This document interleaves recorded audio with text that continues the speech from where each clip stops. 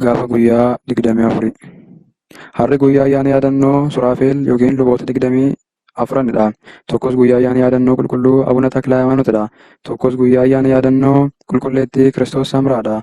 Tokkos guyyaa ayyaana yaadannoo Abbaa Musee Gurraachadha. Tokkos guyyaa ayyaana yaadannoo qulqulluu Gorgooriyoosidha. Abbaa, maqaa Ilmaa, maqaa Hafuura Qulqulluu, Waaqa tokkoo. Ameen. Gaafa guyyaa 24. Harri guyyaa ayyaana yaadannoo Suraafeel yookiin luboota 24dha.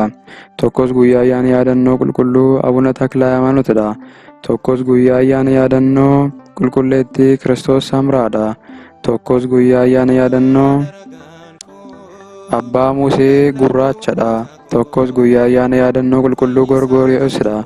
Eebbi isaanii fi araarsummaan isaanii hunduma kiristaanarra oolee kan bule ta'uu. Ameen. Kabajamtoota dhaggeeffattoota keenyaa, akkuma yeroowwan darbee har'as seenaa qulqulluu Abbaa Gorgooriyoosiin argachuu waan hin dandeenyeef nuuf kolchaa isiniin jenna. Har'a kan qulqulloota hafanii isiniif dhiyeessinaa. Waaqayyoo hanga xumuraatti akka waliin ta'uuf fedhasaaf eeyyama isaa nuuf haa ta'uu. Ameen. Suraafeel yookiin luboota 24 samii. Afaan Ibraayisxiitiin hiikni isaa abiddoota jechuu yoo ta'u, luboota samiiti. Teessoo Waaqayyoo ni ulu. Mul'ata boqonnaa 5:8. Mana qulqullummaa ishee samii keessa tajaajilu. Waa'ee isaaniis raajaan Isaayyaas wayita dubbatu. Bara mootichi Uziyaan du'ee gooftichi teessoo dheeraa fi ol ka'aa irra taa'ee handaarri uffata isaas mana qulqullummaa guutee nan arge. Suraafeel isa gararraadhaan ni dhaabatanii. Tokkoon isaanii koochoo ja'a qabu turanii. Koochoo lama lamaan fuula isaanii, koochoo lama lamaan miila isaanii ni golboobbatu. Koochoo lama lamaan ammoo ni balali'u turanii. Isaayyaas boqonnaa 6:1-3. Luboonni samii kun lakkoofsaan 24dha. Uumamni isaaniis qaama ifaarraayi. Koochoo ja'a qabu. Tokkoon isaanii koochoo ja'a qabu. Koochoo lamaan fuula isaanii dhoksu. Waaqayyoon si ilaaluu hin dandeenyu jechuudhaanidha. Koochoo lamaan luka isaanii dhoksu. Fuula kee dura dhaabbachuu hin dandeenyu jechuufidha. Koochoo lamaan ammoo gamaa gamana balali'uun qulqulluu jedhanii ultuu yookiin cinaa warqee qabatanii teessoo Sillaasee ulu. Ixaanaan kadhannaa namootaa ol ni baasu. Ergamaan Waaqayyoo kan biraa tokkos qodaa ixaana itti aarsan isa warqee irraa hojjetame baatee dhufee iddoo aarsaa dhaabate. Iddoo aarsaa warqee irraa hojjetame isa teessicha fuula duraa sana irratti kadhata warra Waaqayyoof qulqullaa'anii hundumaa wajjin akka inni dhiyeessuuf ixaanni baay'een ergamichatti ni kenname. Aarri ixaanichaa kadhata warra Waaqayyoof qulqullaa'anii wajjin harka ergamaa sanaa keessaa gara fuula Waaqayyootti ol ba'e. Mul'atu Yohaannis boqonnaa 8:3. Ergamoonni kunniin gonfoo warqees kaawwatu. Yeroo hundaa Waaqayyoon ni galateeffatu. Isaayyaas boqonnaa 6:1. Mul'ata boqonnaa 3:11. Yeroo hundaa namootaaf araara ni kadhatu. Zakkaariyaas boqonnaa 1:12. Sadaasni 24 ayyaana kabaja isaaniiti. Isaan jiraattota malee warra duutii irra hin jirredha. Galanni Waaqayyoof haa ta'u. Waaqayyo kadhannaa ergamootaatiin nutti haa araaramu. Sugni Suraafelis nu waliin haa ta'u hanga bara baraatti. Ameen. Tokkos harri guyyaa ayyaana yaadannoo qulqulluu Abuna Taklaa Hayimaanotidha.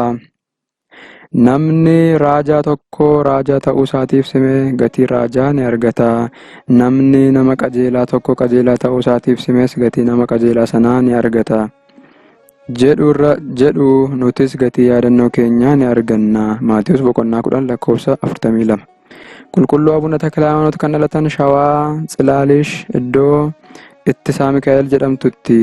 Abbaan isaanii Tsaggaa Za'aab, haati isaanii ammoo Egziyaariyaa jedhamu.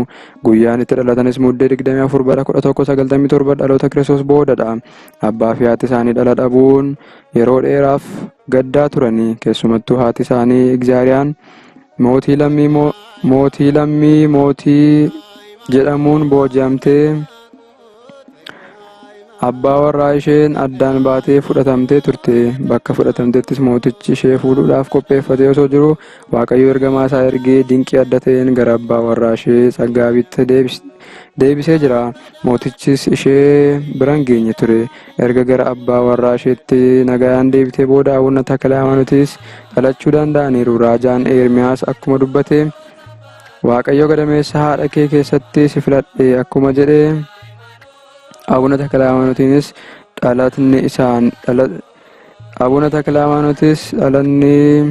dhalatanii guyyaa sadaffaa isaaniitti abbaan tokkichi qulqulluu, ilmi tokkichi qulqulluu, hafuurri qulqulluu tokkichis qulqulluudha jedhanii galateeffataniiru. Kanarraayis hafuurri Waaqayyoo kan irra bulee fi Waaqayyoo jalqabumarraa tajaajilaaf akka isaan filate hubanna. Warri isaa maqaa isaa Fissahaa Tsiyoon jedhanii moggaasanii. Fissahaa Tsiyoon jechuun gammachuu Tsiyoon jechuudha. Ijoollummaadhaanis barumsa amantaa baratanii waggaa 15 yommuu guutan Phaaphaasii Masriirraa dhufan Abuna Qeerloos jedhaman irraa diyaaqonummaa fudhatanii jiru. Akkasuma immoo barumsa ijoolleen yeroo sana baratan waan akka farda gulufsiisuu, bineensa adamsuu ni raawwatus ture. Abuna Taklaa Hayimaanoot yeroo daa'imummaa isaaniitti ajaa'ibawwan garaagaraa raawwataniiru. Ajaa'ibni isaan raawwatan hedduunis kitaaba qabsuura isaanii keessatti barraa'eera. Ajaa'iba isaan raawwatan keessaas tokko warri isaanii ayyaana qulqulluu Mikaa'elii waggaa waggaadhaan ni yaadatu ture. Kan beelee nyaachisaa kan dheebote sobaasaa turan. Haa ta'u malee bara sana beelli hamaan ka'ee wanta qophii ayyaanichaaf nama nyaachisan hiyyeessa beela baasan dhabanii. Yommuu kana haati isaa egaa hanga yoonaallee yaadannoo hangafa ergamoota qulqulluu Mikaa'el addaan kuteen beeku. Amma garuu addaan na jalaa cituuf jettee yaaddoftee ayyaanni yaadannoo kun addaan cituuf deemuu isaatti gadditee boo'aa turte. Yeroo kana boo'uu ishee kan argee Abuna Taklaa Hayimaanoot gara manaa akka ol seentu erga itti agarsiisee booda qamadii xiqqoo inqibii irraa jiru tuquudhaan baay'atee inqibii 9 akka ta'u taasiseera. Akkasumas meeshaa dhadhaa, dammaa fi meeshaa barbaachisu hundumaa yoo tuqu kan guutan ta'anii argamaniiru. Kanaaf bara sanas nama beela'e hundumaa guyyaa sanatti waamuudhaan yaadannoo qulqulluu Mikaa'el kan baatii bitootessaa haala adda ta'een kabajaniiru. Ajaa'ibni inni biraa immoo yeroo diyaaqonummaa fudhatanii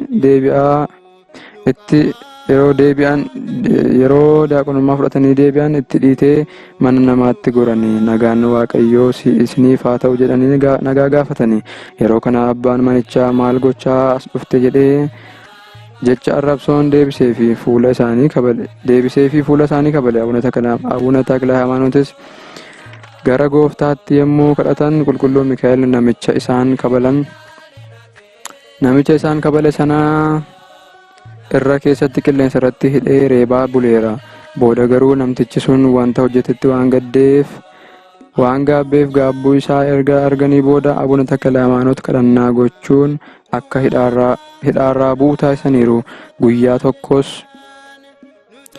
yommuu adamoof bosona deemanitti gooftaan itti mul'ate, ani duuka bu'aa haaraan si taasisa. Maqaan kees Taklaa Hayimaanoot jedhama jedheen. Taklaa Hayimaanoot jechuun firii amantaa jechuudha.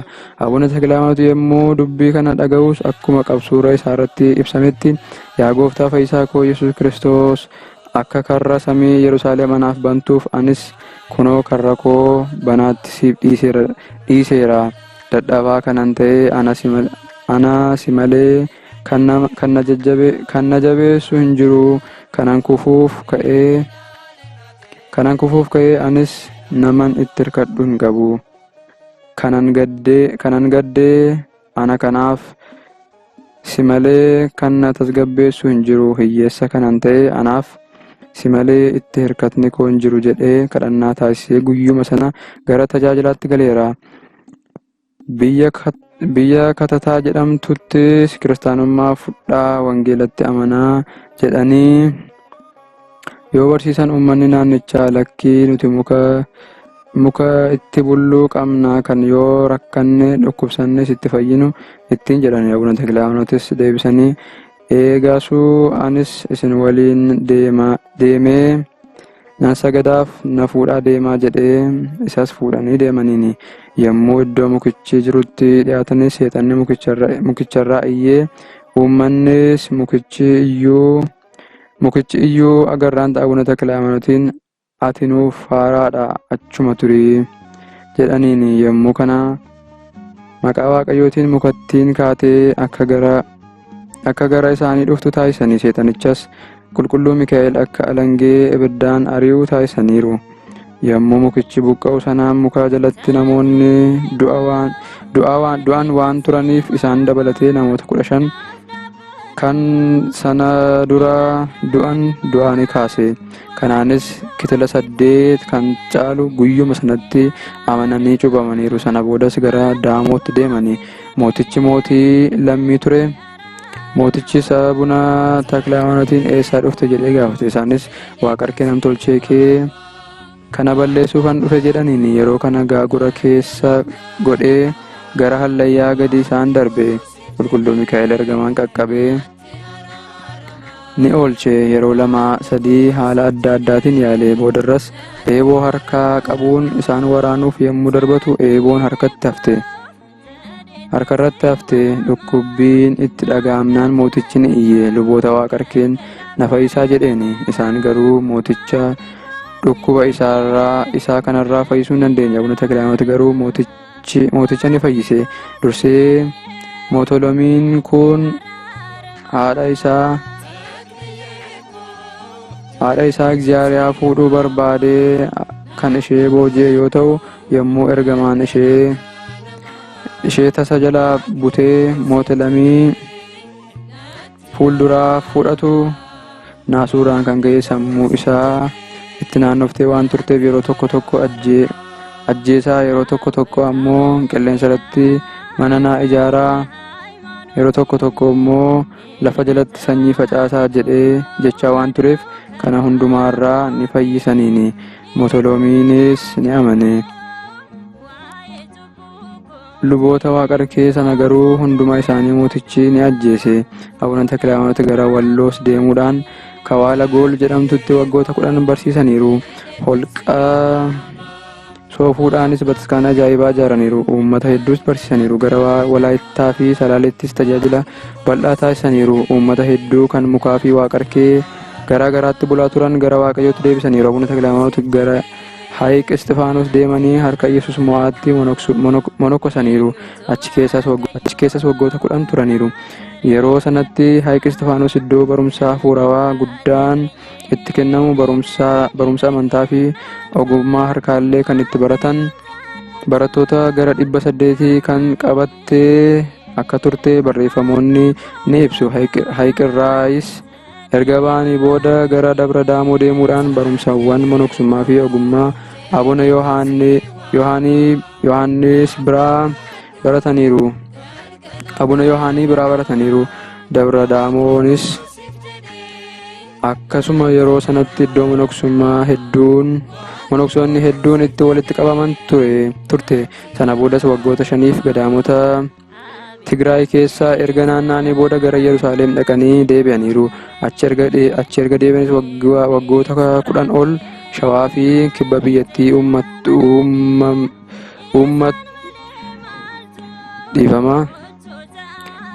Achi erga deebi'anis waggoota 10 ol shawaa fi kibba biyyattii uummattoota jiran barsiisanii cuuphaniiru. Yommuu gara Yerusaalem deemanis gammoojjii Eertiraa keessatti nama du'e arganii, nama du'e kanaanis ati namni duute kun ka'e jedhaniini.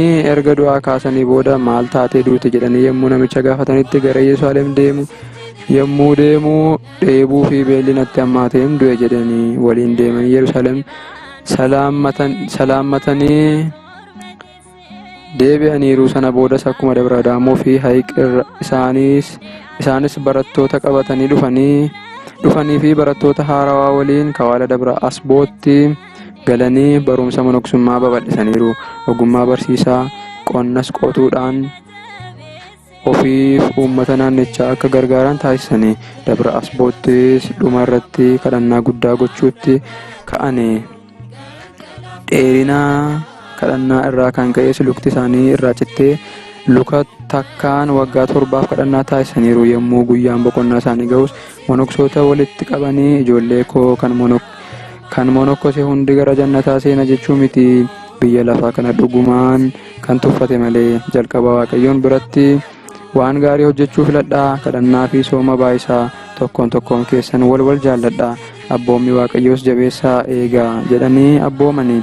Abuna Taklaayimaanot tajaajila isaanii xumuranii bara 1296 yookiin bara 1296 boqotanii. Haaluma kanaan manni kiristaanaa keenyas guyyaa dhaloota isaanii muddee 24, guyyaa filsata lafee isaanii caamsa 24 fi guyyaa boqonnaa isaanii hagayya 24 ni kabajji. Galanni waaqayyoof haa ta'u. Kadhannaa qulqullichaatiin waaqayyo nutti haa araaramu. Sugni abbaa keenyaas waliin haa ta'u hanga bara baraatti. Ameen.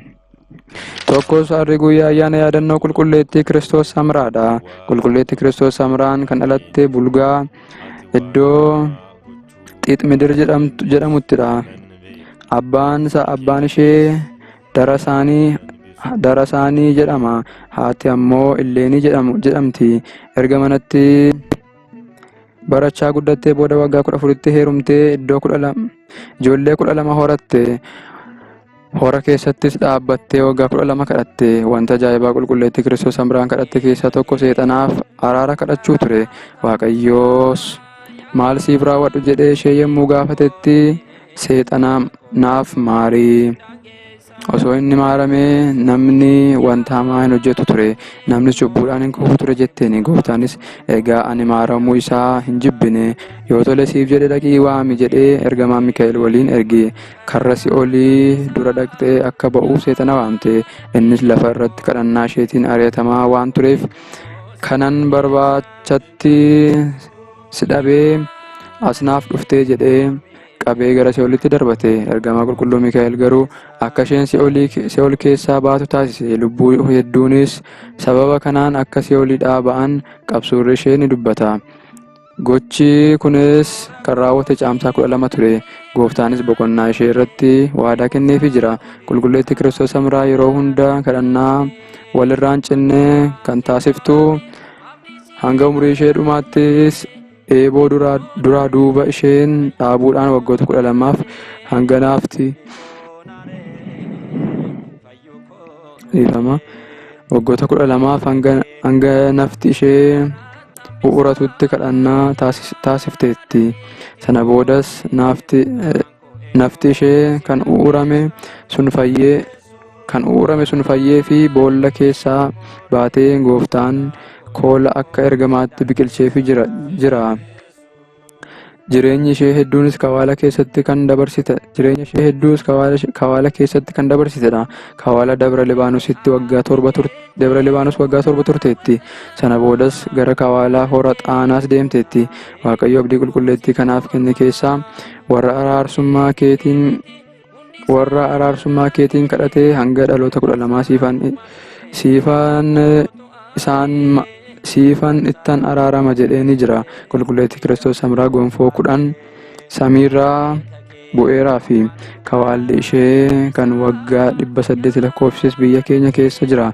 Guyyaan yaadannoo boqonnaa ishee hagayya 24dha. Ayyaana Abuna Taklaayimaanot waliin yaadatama. Galanni waaqayyoof haa ta'u. Kadhannaa qulqulleettii Kiristoos Samraatiin waaqayyo nutti araaramu. Sugni qulqullootaas nu waliin haa ta'u hanga bara baraatti. Ameen. Tokkos harri guyyaa ayyaana yaadannoo qulqulluu Abbaa Musee Gurraachadha. Jireenyi isaanii kan duraa baay'ee addunyaa kanaan kan booji'amee ture.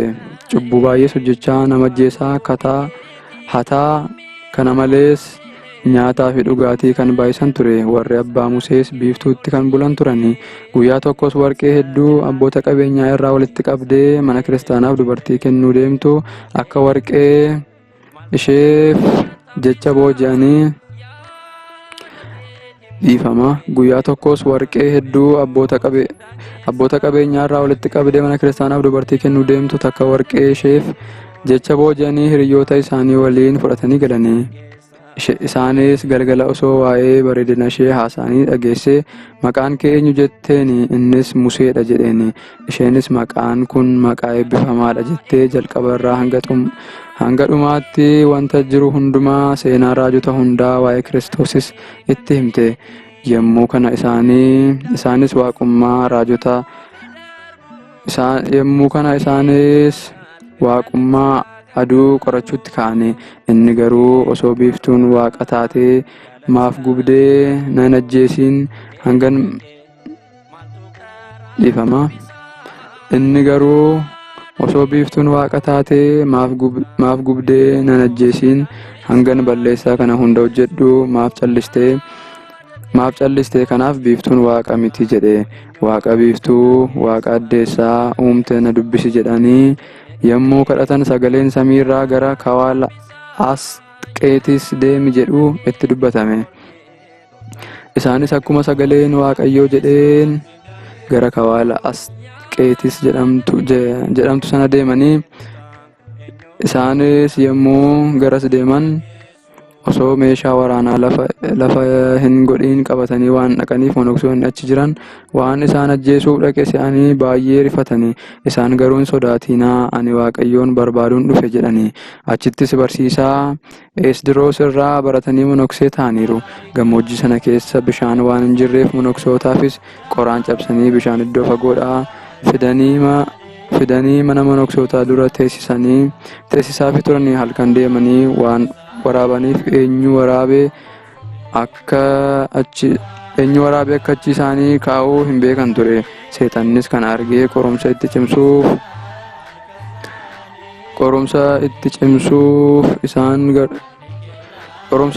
isaan garuu caalaatti amantichatti cimanii. Yommuu lubummaa fudhachuuf gara Phaaphaasii deemanis Phaaphaasichi kana gurraacha eessaa natti fiddan jedhanii lubummaa kennuuf didanii. Yommus qulqulleetti dubroo Maariyaam Phaaphaasichatti mul'attee maaliif akkas gootaa? Fuulli yoo gurraacha keessi isaa immoo qulqulluu mitii jettee itti dheekkamte. Phaaphaasichis balleesseera jedhee karaa deebisee gaarii hin goone jedhee waamsee aangoo lubummaa abbaa Museef kenneeraa fi qulqulluu abbaa Museen hanga abboota 500 dursaa yookiin Abaminat ta'uuf gahanitti tajaajila gurguddaa raawwataniiru. Waaqa kadhatanii hanga rooba roobsuutti ajaa'ibni Waaqayyoo irratti mul'ataa ture. Boodarras monoksoota 7 waliin ta'uudhaan eebba fudhachuuf gara abbaa Maqaaris yommuu deeman loltoonni barbaar gadaamicha balleessuuf itti dhufanii. Kan isaan waliin jiranis abbaa hin dheessinu jedhanii. Isaanis kan sodaate haa dheessu jedhanii. Ani kana dura nama baay'ee ajjeeseera. Akkuma wangeelli namni seefii kaase seefiidhaan darba anis seefiidhaan du'uun qaba jedhanii wareegamaniiru.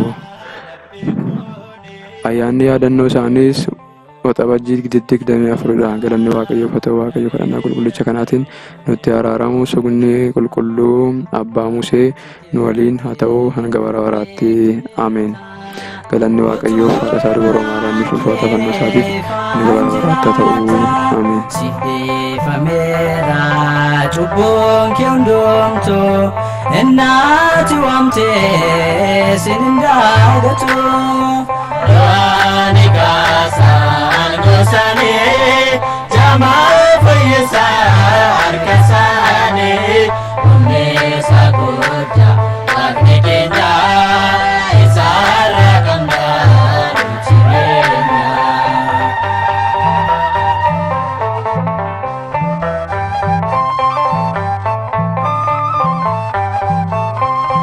Atnaaf jijjiiree meetiin akkoo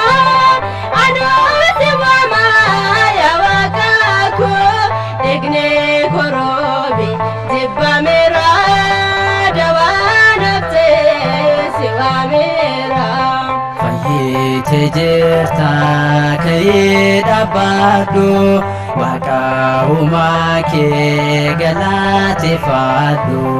Sichi galmeetee ol kaataate si fayyiseera amantii keetti.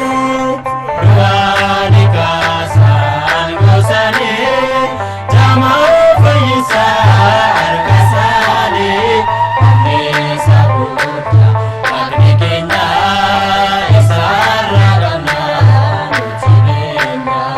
Du'aani kaasaan gosaanii jamaa fayyisaa harka isaanii humneessa guddaa waaqni keenya